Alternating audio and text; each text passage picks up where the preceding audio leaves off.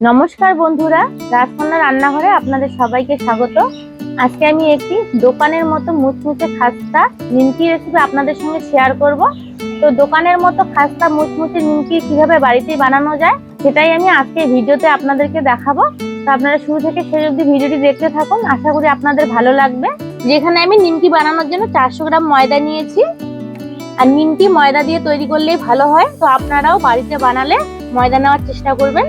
এখন এতে দিয়ে দিচ্ছি স্বাদ মতো লবণ, আর 1 চামচ দিয়ে দিচ্ছি চিনি, 1 চামচ দিয়ে দিচ্ছি কালো জিরে। সবকিছু একসঙ্গে ভালোভাবে মিশিয়ে নেব। এখন ময়ামের জন্য দিয়ে দিচ্ছি 2 চামচ ঘি, আর 2 চামচ দিয়ে দেবো সাদা তেল।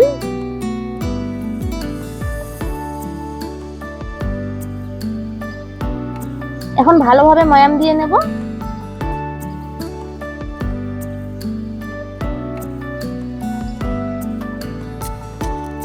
আর ময়ামটা কিন্তু খুব ভালোভাবে দিতে হবে। আর নিমকি খাস্তা করার ক্ষেত্রে ময়ামটা খুবই গুরুত্বপূর্ণ। ময়াম আমার ভালোভাবে দেওয়া হয়ে গেছে। এই মুঠো করলে মুঠো বেঁধে যাচ্ছে। এখন অল্প অল্প করে জল দিয়ে একটা ডো তৈরি করে নেব। নিমকি বানানোর সময় একবারই জল দিয়ে কিন্তু ডো বানানো যাবে না।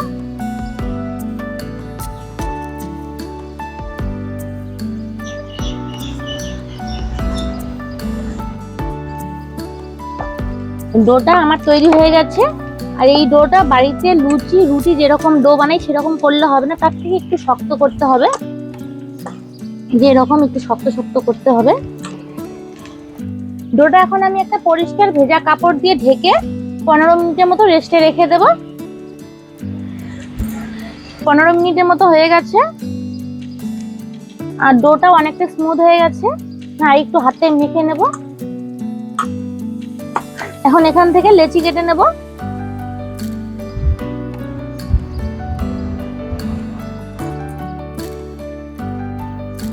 একটু বড় বড় করে লেচিগুলো কেটে নেব।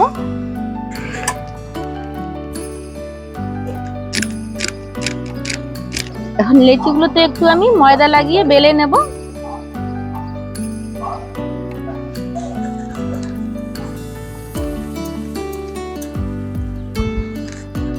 বেলে নেওয়া হয়ে গেছে। এখন এখানে একটু আমি সাদা তেল দিয়ে দিচ্ছি, ছড়িয়ে দেব সম্পূর্ণ রুটিটার উপরে। উপর থেকে একটু শুকনো ময়দা ছড়িয়ে দিচ্ছি।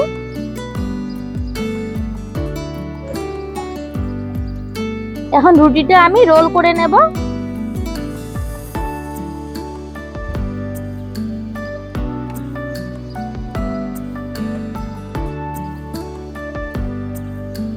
এখন এখান থেকে আমি সমান ভাবে লেচি কেটে নেব। খুব বেশি বড় করব না, লুচির থেকে একটু বড় করব রুটিগুলো।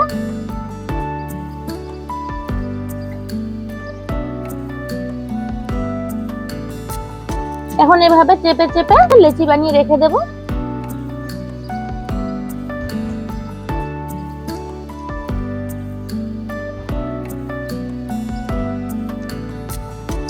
একইভাবে এই লেচিগুলো বেলে আমি ছোট ছোট লেচি কেটে নেব।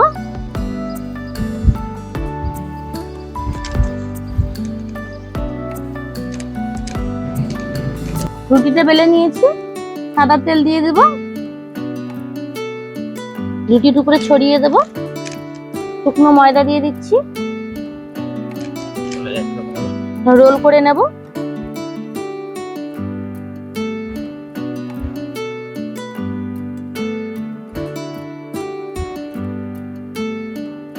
একই রকম ভাবে ছোট ছোট লেচি কেটে নেব।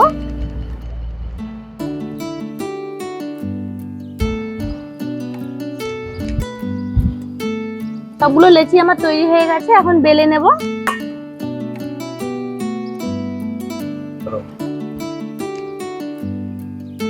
এখন পাতলা পাতলা করে বেলে নিতে হবে।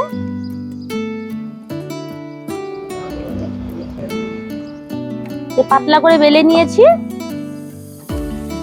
এখন এটা আমি এভাবে ভাঁজ করে দেব।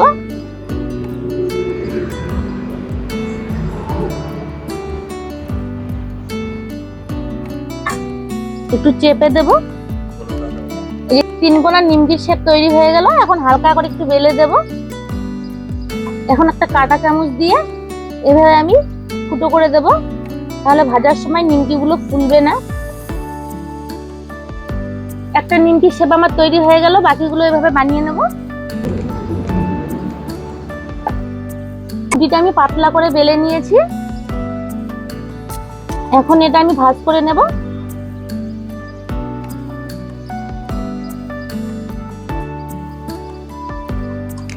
হালকা করে একটু বেলে নেব। আরো একটা নিমকির শেপ আমার তৈরি হয়ে গেল, বাকিগুলো বানিয়ে নেব। সবগুলো নিমকি আমি রেডি করে নিয়েছি, এখন এগুলো তেলে ভেজে নেব।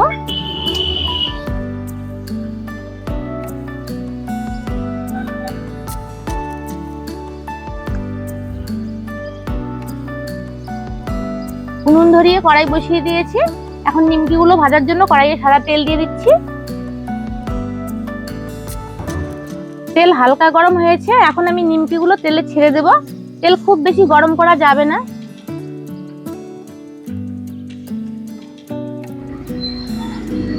আস্তে আস্তে নিমকিগুলো তেলের উপরে ভেসে উঠবে, আর খুব কম আছে নিমকিগুলো ভাজতে হবে।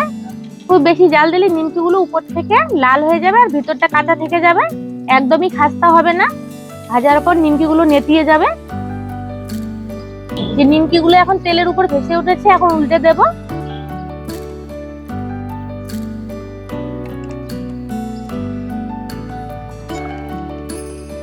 নিমকিগুলো আমার লাল লাল করে ভাজা হয়ে গেছে, এখন নামিয়ে নেব।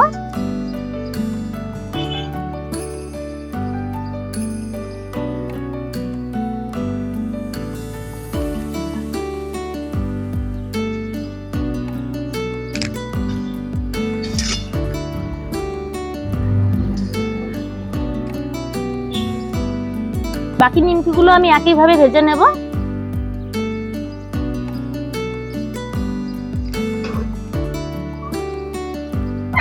এই নিমকিগুলো আমার লাল লাল করে ভাজা হয়ে গেছে, নামিয়ে নিচ্ছি।